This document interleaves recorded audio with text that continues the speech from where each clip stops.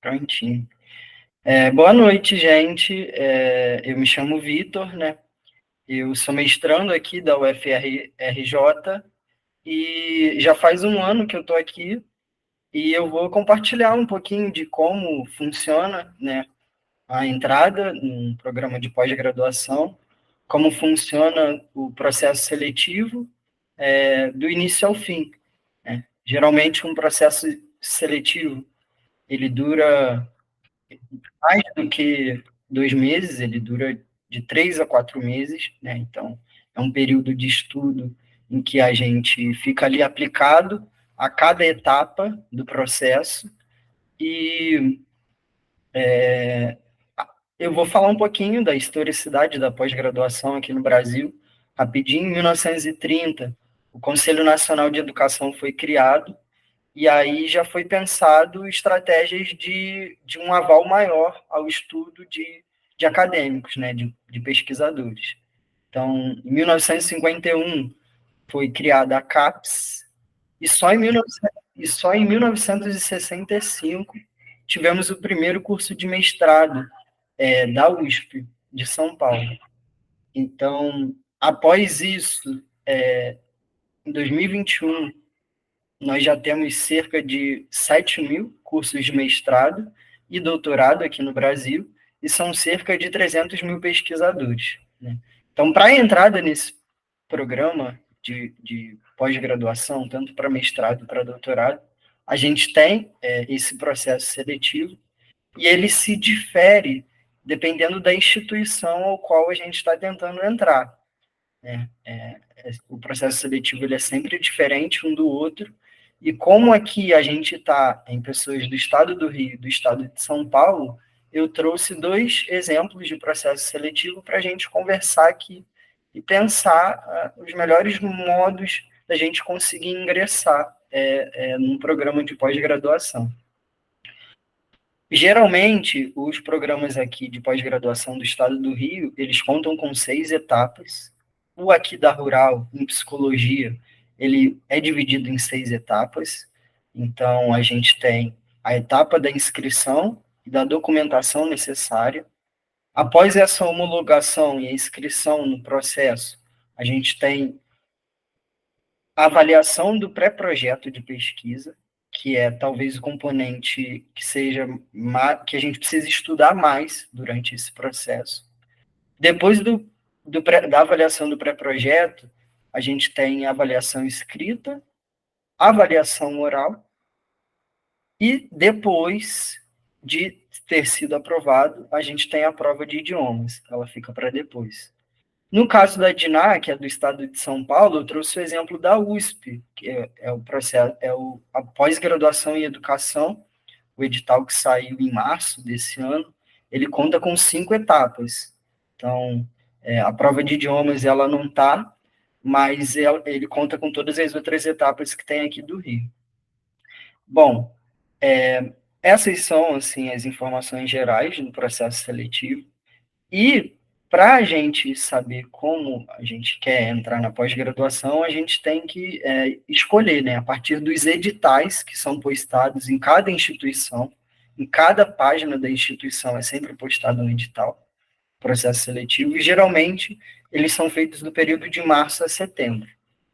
Então, a gente falou como funciona e o que é, e agora a gente vai pensar como escolher a pós-graduação que a gente quer, o programa de pós-graduação que a gente quer. Então, eles geralmente são divididos em linhas de pesquisa. O que eu estou aqui é a linha de pesquisa em clínica, saúde e psicologia. Então, dependendo da ideia do que a gente quer pesquisar, a gente escolhe qual é o programa de pós-graduação que a gente quer entrar. Eu fiz algumas anotações aqui. Então, a gente primeiro pensa nessa ideia. O que a gente quer pesquisar? E essa ideia é sempre a partir de um problema. A pesquisa é sempre direcionada a partir de um problema. E para pensar esse problema, se a gente ainda não tem em mente qual problema a gente deseja pesquisar, a gente pode pensar no contexto em que a gente está passando, dependente da área, né, não só na psicologia, mas pensar o contexto sócio-histórico que a gente está passando no momento. A gente deve pensar se esse programa, se essa linha de pesquisa que a gente está tentando entrar, comporta esse problema de pesquisa que a gente quer pesquisar. Então, o primeiro passo, depois de pensar o problema, o passo depois de pensar o problema, a gente vai pensar a justificativa da pesquisa. Toda pesquisa tem um problema, então a gente vai justificar, ou seja, dar motivo para pensar uma pesquisa capaz de auxiliar na nossa resolução para esse problema. Então, enquanto acadêmico, esse é o objetivo de uma pesquisa, né? Auxiliar nesse problema, ser um mediador nesse problema.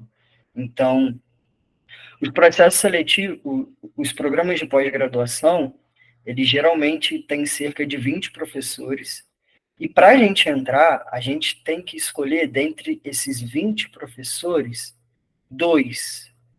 Quando nós vamos fazer a inscrição no processo seletivo, nós selecionamos 2 professores ou professoras da comissão de professores do programa.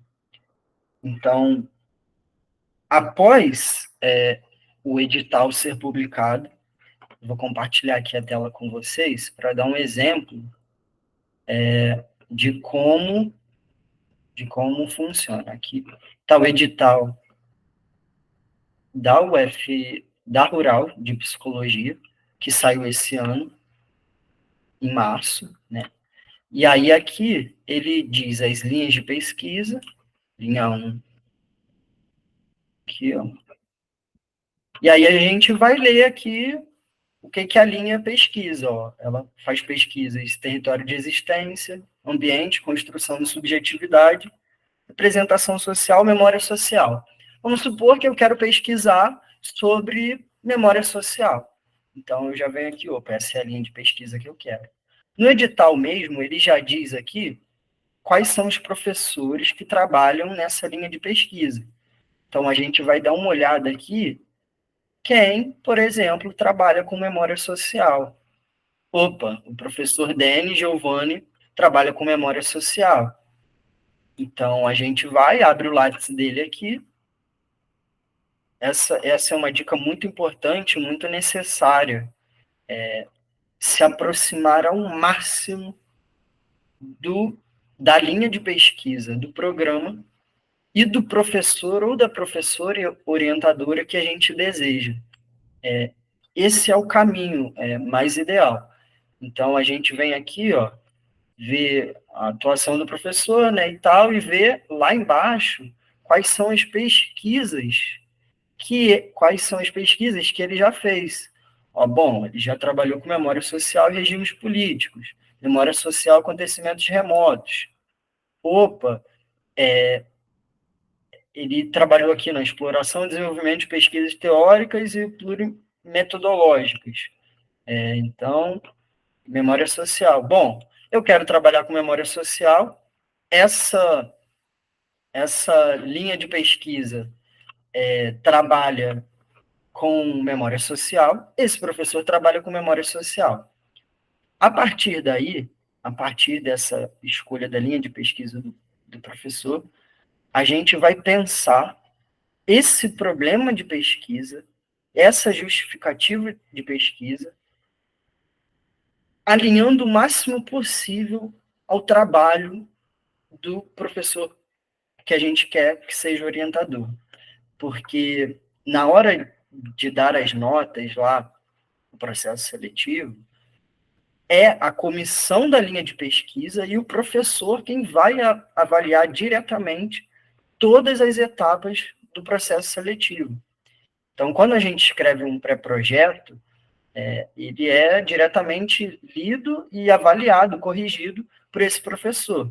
Então, o quanto mais próximo da atuação desse professor, mais próximo a gente está de entrar nesse programa de pós-graduação. E essa dica é muito interessante porque não necessariamente o projeto de pesquisa que será feito durante o mestrado ou doutorado.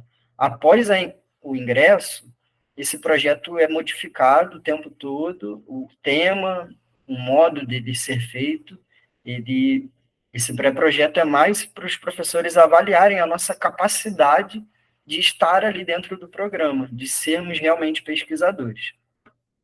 Então, bom, a gente vai pensar esse pré-projeto a partir da aproximação com o professor pesquisador. No próximo tópico, após a escolha desse professor e da linha de pesquisa, no caso de 2 professores, nós podemos escolher 2. Se um professor não aprovar, fica a cargo do outro professor decidir se ele quer ou não aprovar o candidato. Então, após a inscrição, a homologação da inscrição, vem a avaliação desse pré-projeto de pesquisa. Como que a gente cria, né? Tá, a gente tem um problema, vamos supor, o meu problema é a partir do racismo, a saúde mental de jovens negros periféricos. Então, a justificativa da pesquisa, o objetivo e o motivo de pesquisar essa problemática, né? A gente vai mudar o projeto a partir desse problema. Então, a gente vai ter estudado todo o percurso acadêmico do professor, tanto teórico quanto metodológico. Esse é um ponto fundamental para a criação do projeto, porque o projeto ele é dividido em partes. Problema justificativo, ao qual é a apresentação do projeto, metodologia, objetivo, referencial teórico e as referências que a gente utilizou no projeto. Ele geralmente varia de 8 a 12 páginas. O programa de pós-graduação de psicologia da UFRJ pede 10 páginas, 10 laudas, né, na regra BNT. Então, para a gente aproximar o máximo possível esse projeto, a gente vai procurar utilizar metodologias, o percurso metodológico mais próximo possível. Paula Lima, poderia repetir as partes que são necessárias? Qual parte, Paula, da criação do pré-projeto? Isso. Claro, posso repetir.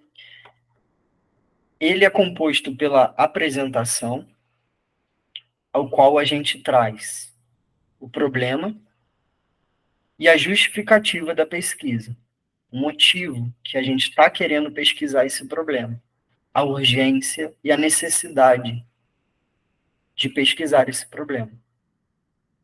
Ele vai ter também o referencial teórico, que a gente pretende utilizar na pesquisa, ou seja, todo o arcabouço teórico, toda a base teórica que a gente vai utilizar ali. Então, sejam os autores, os conceitos, as definições. Também é composto pela metodologia, que seria o caminho, os procedimentos, os instrumentos, os protocolos que a gente vai utilizar para fazer essa pesquisa. Né? A pesquisa acadêmica, ela não é feita de qualquer modo, né? Então ela sempre precisa ter um direcionamento. E esse direcionamento é o percurso metodológico que a gente vai utilizar, é a metodologia que a gente vai utilizar. Essa pesquisa é descritiva, é explicitativa, essa pesquisa é uma pesquisa de campo, essa pesquisa é quantitativa, é qualitativa, qual o método que a gente vai utilizar? É a etnografia? É a cartografia? Né? Existem vários métodos e eu vou deixar aqui, no final da aula, um link com um livro de metodologias de pesquisa científica, né? Que esse livro traz diversos métodos e modos para a criação de uma pesquisa. Então, é composto pela apresentação, metodologia, referencial, e também as referências bibliográficas que a gente utilizou nesse trabalho. Bom, essa é a estrutura do pré-projeto e é assim que a gente vai escrevê-lo. Se alguém tiver alguma dúvida sobre algum passo, acho que seria legal falar agora, porque porque a partir da metodologia e da teoria desse pré-projeto, que os professores vão analisar se o candidato, se a gente se aproxima dessa linha de pesquisa, desse programa de pós-graduação. Então, além disso, o pré-projeto ele também deve contar com um cronograma. Esse cronograma ele pode ser feito em forma de tabela, em forma de quadro ou escrito mesmo, dizendo mais ou menos as datas ao qual a pesquisa deve ser trabalhada. No mestrado, ele dura 2 anos, então, geralmente, uma pesquisa ela é dividida num cronograma da seguinte forma. No primeiro ano, a gente fica a cargo de estudar todo o referencial teórico e metodológico, além de ter as aulas ao qual a pós-graduação dispõe sobre a área e a linha de pesquisa que a gente está ingressando. No segundo ano, nós ficamos com a pesquisa em si, em campo, com o material que a gente está pesquisando e com a escrita da dissertação do mestrado, que aí é realmente a fabricação da pesquisa. Esse pré-projeto é apenas para a gente conseguir ingressar, e depois a gente começa a fazer realmente a pesquisa. Bom, então essas são as estruturas de um pré-projeto. Né? E aí a gente passa para o próximo tópico, que é como estudar para a prova escrita. Né? O próximo passo do processo seletivo, após o envio do pré-projeto, direitinho lá para o professor, após a correção desse pré-projeto, e após sair a nota lá no site da universidade que a gente está querendo ingressar, essa nota do pré-projeto tem que ser de 7 para cima. Após sair essa nota, os professores vão encaminhar os alunos que tiraram essa nota para aprovação, necessária para aprovação, para realizarem a prova escrita. Né? Essa prova escrita geralmente é composta por questões abertas e questões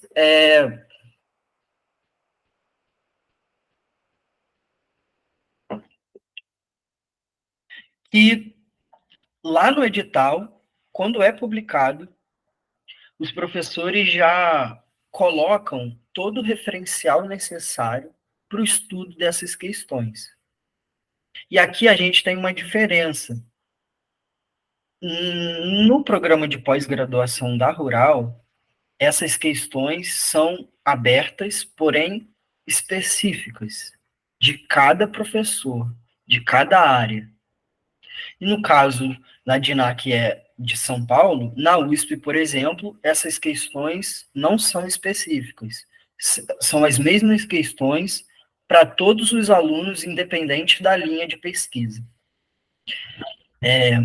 Então, essa prova aberta, essas questões abertas, no caso aqui do programa de pós-graduação de psicologia, São duas questões. Elas talvez possam ser respondidas em cinco linhas. Porém, não é isso que os professores estão esperando. Eles esperem que a gente coloque, que a gente expresse todo o conteúdo que a gente tem diante daquela pergunta, diante daquela questão. Então, a base teórica que a gente está estudando, os livros base, as referências desses livros que são colocados lá no edital para estudar, se a gente olhar as referências deles e olhar os autores anteriores às referências que são colocadas lá, a gente traz um arcabouço teórico muito potente para a resposta dessas questões, que geralmente não são de maneira decoreba. Se a gente estudar de modo a decorar o material, a gente não vai conseguir responder essas questões, que não é isso que os professores estão esperando. Eles estão esperando o nosso desenvolvimento sobre aquele tema. Então, trazer definições, trazer conceitos, trazer o contexto, né?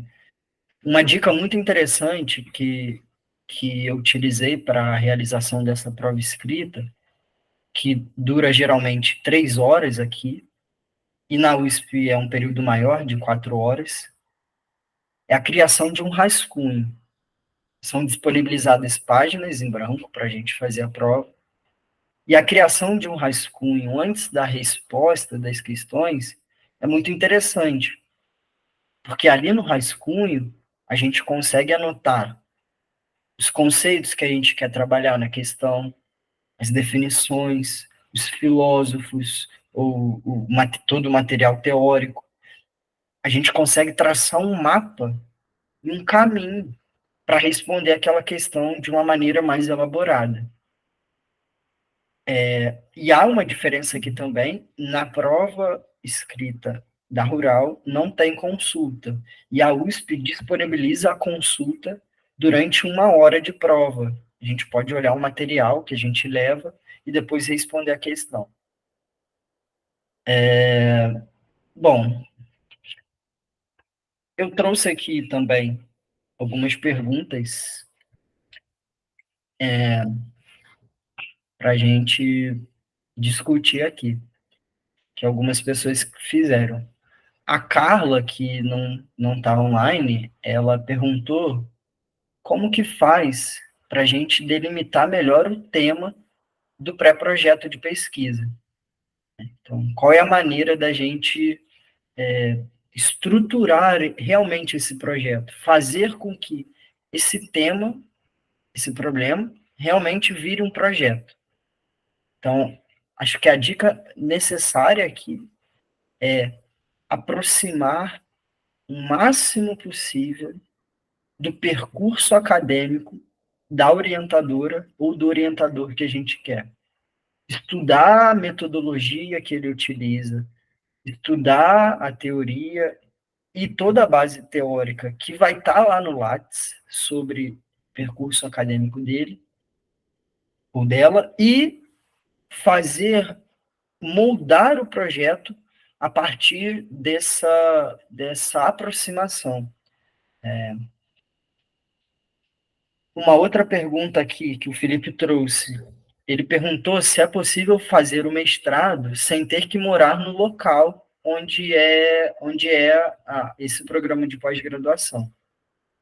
Aqui, o programa de pós-graduação da Rural fica em Seropédica. Eu moro aqui, mas não é necessário morar no local. É interessante porque os professores, durante a prova oral, que a gente vai tratar depois, os professores, eles perguntam sobre a nossa disponibilidade. Eles não só perguntam sobre a temática da pesquisa, mas sobre o nosso perfil e se a gente se encaixa ali no programa de pós-graduação. Então, ele pergunta sobre a nossa disponibilidade, sobre os nossos horários, sobre os nossos compromissos. Então, dá sim para fazer morando fora, No meu programa tem pessoas que moram até fora do estado do Rio, moram no Espírito Santo ou em São Paulo, e vêm 1 ou 2 dias da semana para poder cumprir ali a carga horária e as aulas dentro do quadro de horários da pós-graduação. Então, dá sim. Claro, ajuda e auxilia se a gente morar no local, mas dá para fazer morando fora. O Felipe também perguntou se é possível, se é preciso alguma publicação antes de ingressar no mestrado. Se tem que ter publicado algum, algum trabalho, ou feito alguma apresentação em congresso. Felipe, é possível. Eu entrei sem ter nenhuma publicação, eu não tinha publicado nada até então. A gente vai ver direitinho na próxima aula sobre a análise do currículo Lattes. E é lá, a partir das pontuações, onde os professores vão dar uma nota de 0 a 5 sobre o currículo Lattes daquele candidato. Essa pontuação, ela pode ser preenchida por publicações, mas ela também pode ser preenchida por outras coisas, como monitoria, participação em congresso, iniciação científica, se você já tem alguma outra pós, se você já trabalha, se você já tem alguma experiência profissional na área. Então, muitas coisas ali contam sobre se você participou de cursos apenas como ouvinte. Claro que cada pontuação vai ser diferente de outra, depois a gente vai trabalhar melhor, mas dá sim, Felipe. Dá sim, com certeza. Ajuda, publicar, ajuda. Muito. É uma pontuação grande, mas dá sim. E a pergunta da Paula, que vai na direção da pergunta do Felipe, que é o que fazer durante a graduação para facilitar a entrada no mestrado, no doutorado. Então, é justamente isso. Você tem uma série de possibilidades para fazer anteriormente, para que esse currículo Lattes obtenha uma pontuação capaz de fazer com que você ingresse ali no programa.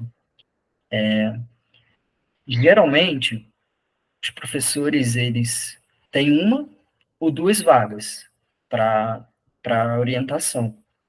Então, muitas pessoas vão tentar, mas eles só podem escolher poucas pessoas, né? Então, a escolha deles é a partir dessa aproximação, do quanto o candidato mostra ser capaz de trabalhar com aquele tema, com aquele arcabouço teórico, com aquele percurso metodológico. Essas foram as perguntas de hoje e eu acho que a gente trabalhou todos os tópicos aqui. Se alguém tiver alguma pergunta, pode trazer para a gente. Ô, Vitor, você estava falando e aí eu lembrei. Você acha que dá para transformar o TCC em um pré-projeto? Tainá, dá sim. Inclusive, a pessoa que trabalha comigo,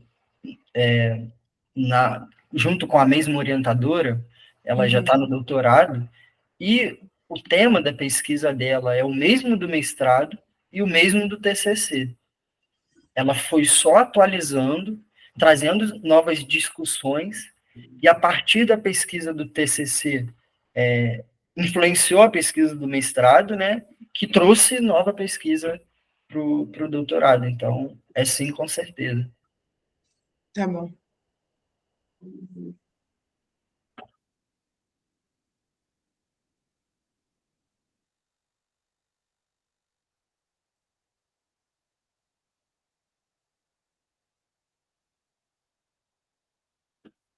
Oi, querida.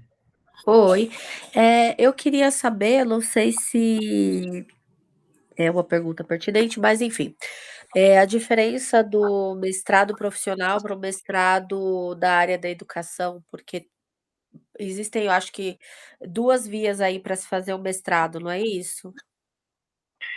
Exatamente, Dina. É a via stricto sensu, que é o qual a gente está tentando aqui entrar, através do processo seletivo, ao qual as faculdades federais disponibilizam. E a lato sensu, que é o profissional. Então, há uma diferença completa, tanto nas aulas, quanto na pesquisa, e quanto depois. O mestrado e doutorado, a pós-graduação stricto sensu, dá um aval mais acadêmico para o profissional.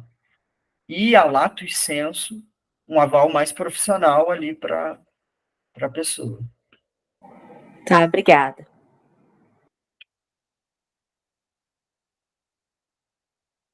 Por nada.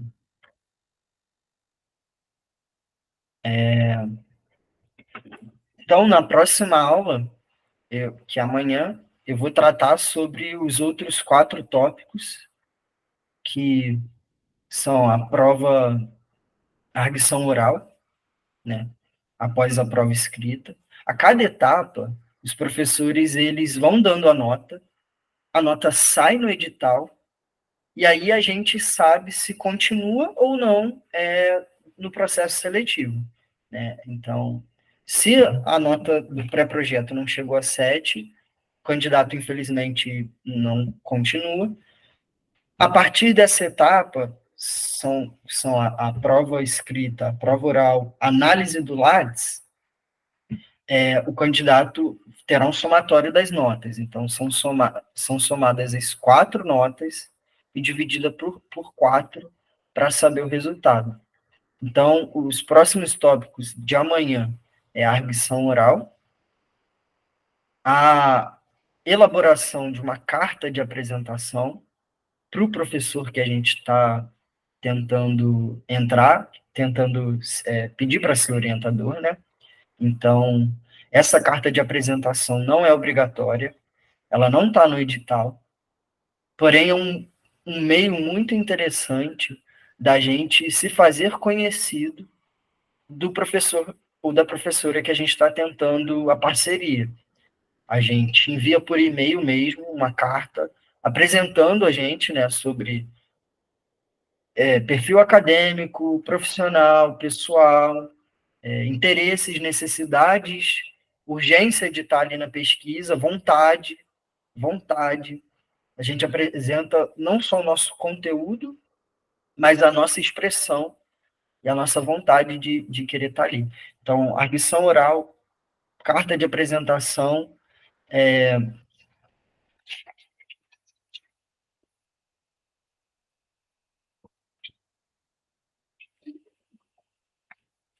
e é isso.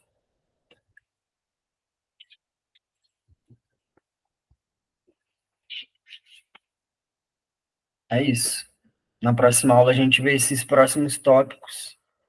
Análise do Lattes também, né? E discute. E também tem a prova de idiomas. Porém, a prova de idiomas, ela é após a aprovação do candidato. Ela é realizada após já estar definido a orientadora, se o candidato vai entrar para o programa ou não. Ela só é realizada depois, então a gente não precisa se preocupar muito, precisa, né? Porque tem que passar, tem que ter nota, mas ela já é depois de estar definido se o candidato entrou ou não.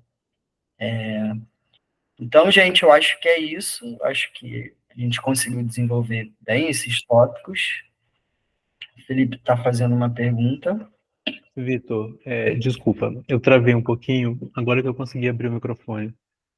Esses cursos que você Uhum. falou para acrescentar no Lattes, você poderia falar um pouco mais sobre eles? Por exemplo, seriam esses cursos de... não é de extensão que fala, não, esses cursos de curta duração mesmo, né, que você está falando. Sim, posso falar. Eu vou mostrar, eu vou compartilhar a tela aqui para você ver como funcionam esses cursos. Compartilhar a tela aqui do edital.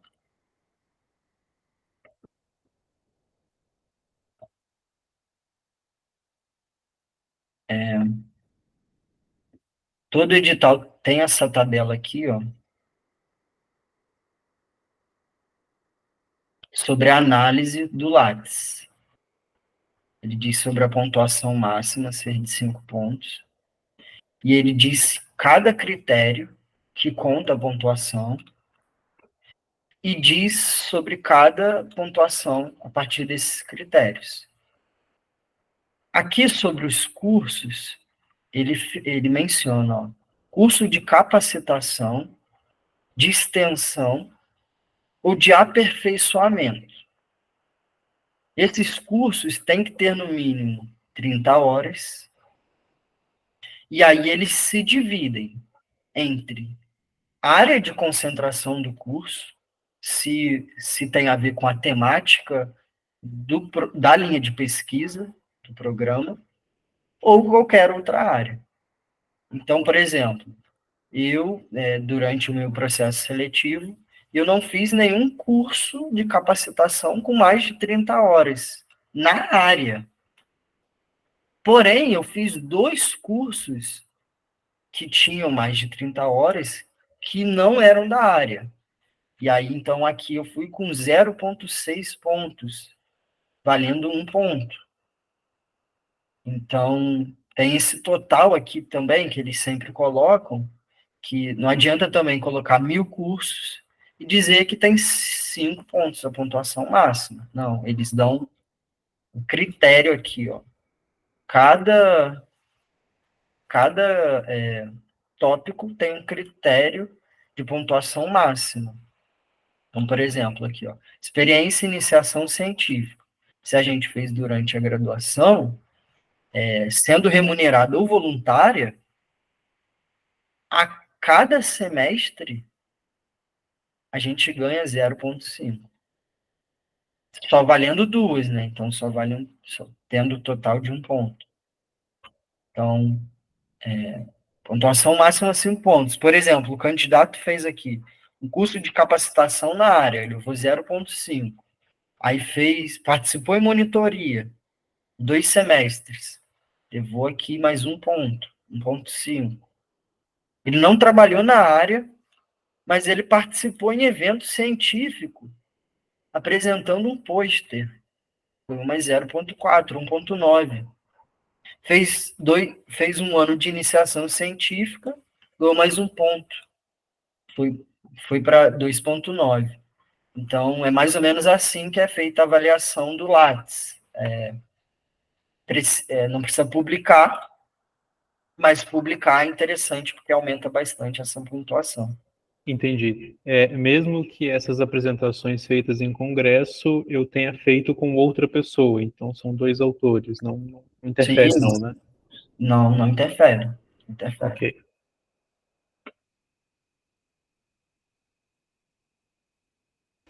Você pode mandar esse edital para gente, ou o link, talvez, dele? Pra Com gente dar uma certeza. lida? Com certeza, posso. Eu vou enviar o edital. Assim que a aula acabar, eu vou enviar esse edital. O material metodológico para a criação de pesquisa, de projeto de pesquisa. E vou enviar também no Drive essa aula gravada. Tá bom. Beleza, gente? Se alguém tiver mais alguma discussão.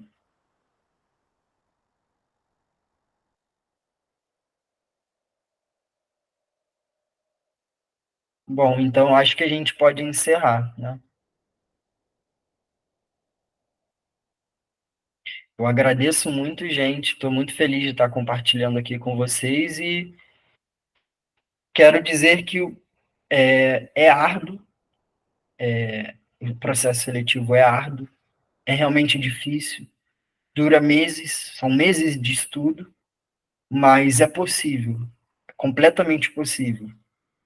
Eu soube do edital daqui quando foi lançado, eu não estava estudando antes, mas eu estudei esses 4 meses, que foi o processo seletivo, mais ou menos, eu estudei, e foi possível, na primeira tentativa. Eu consegui a nota 10 na prova escrita e 9,5 na prova oral. Então, é bem possível, sim, a gente conseguir ingressar. Então, gente, eu agradeço muito, um grande abraço e até amanhã. Abraço, Até até. amanhã. Obrigada. Obrigado. Tchau, tchau. Tchau, tchau.